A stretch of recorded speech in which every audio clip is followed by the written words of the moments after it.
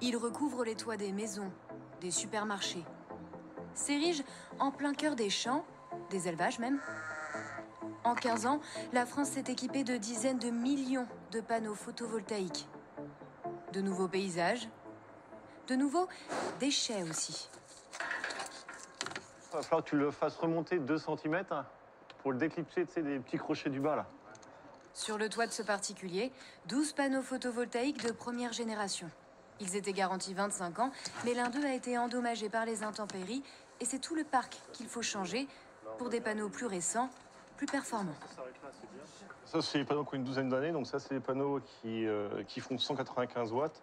Et aujourd'hui, du panneau comme ça, ils font plutôt aux alentours des 300, voire 400, voire 500 watts aujourd'hui. Donc ça part en recyclage directement, ouais.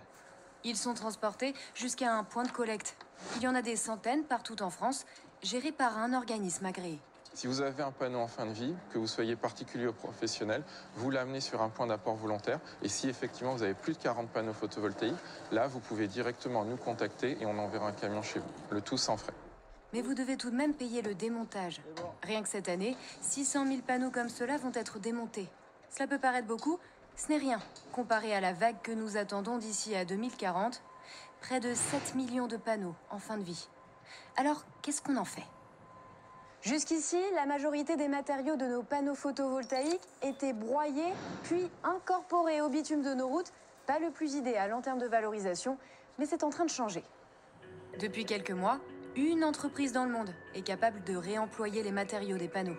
Et elle se trouve à Saint-Loubès, petite commune de 9000 habitants, près de Bordeaux. Là, on rentre dans l'atelier, un atelier tout récent qu'on a inauguré fin septembre. Frédéric Seguin a travaillé 3 ans d'arrache-pied, investi 2 millions d'euros, dont la moitié dans cette machine, unique. Son nom, la délamineuse. C'est la seule machine qui aujourd'hui n'utilise pas le système de broyage. Elle vient avec une lame chaude à 300 degrés, séparer la plaque en verre de toutes les sous-couches qui sont les cellules, les EVA, les polymères, etc., qui fabriquent l'électricité.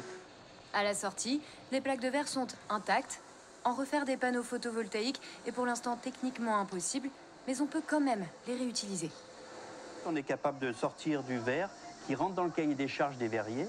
Là, derrière moi, vous voyez, il y a 30 tonnes qui sont prêtes pour partir chez un grand verrier français. On refait des fenêtres, des portes vitrées, on refait des abribus, des vérandas.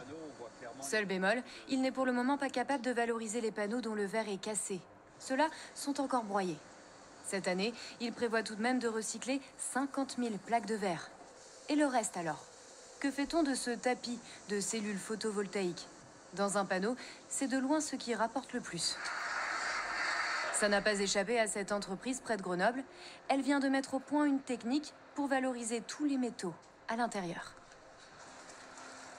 Il y a du silicium, il y a des petits fils d'argent pour récupérer le courant et il y a des rubans en cuivre qui connectent les cellules entre elles. Séparés, cela ressemble à ça. Des copeaux de silicium, des rubans de cuivre, des paillettes d'argent. Tous réemployables pour fabriquer par exemple des équipements électriques, des moteurs de voitures, des semi-conducteurs.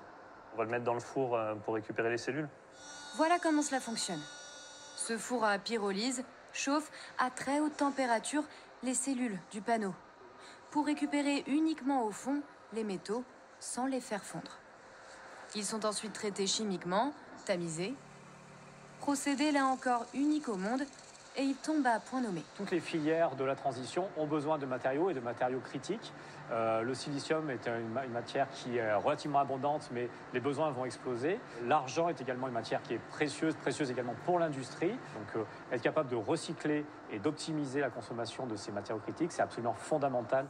À la fin de l'année, ils auront déjà récupéré des centaines de tonnes de ces métaux. La filière n'en est qu'à ses débuts, mais elle a ainsi les moyens de valoriser 94% des composants de nos panneaux photovoltaïques. L'ambition d'ici à 2030, en recycler 500 000 par an.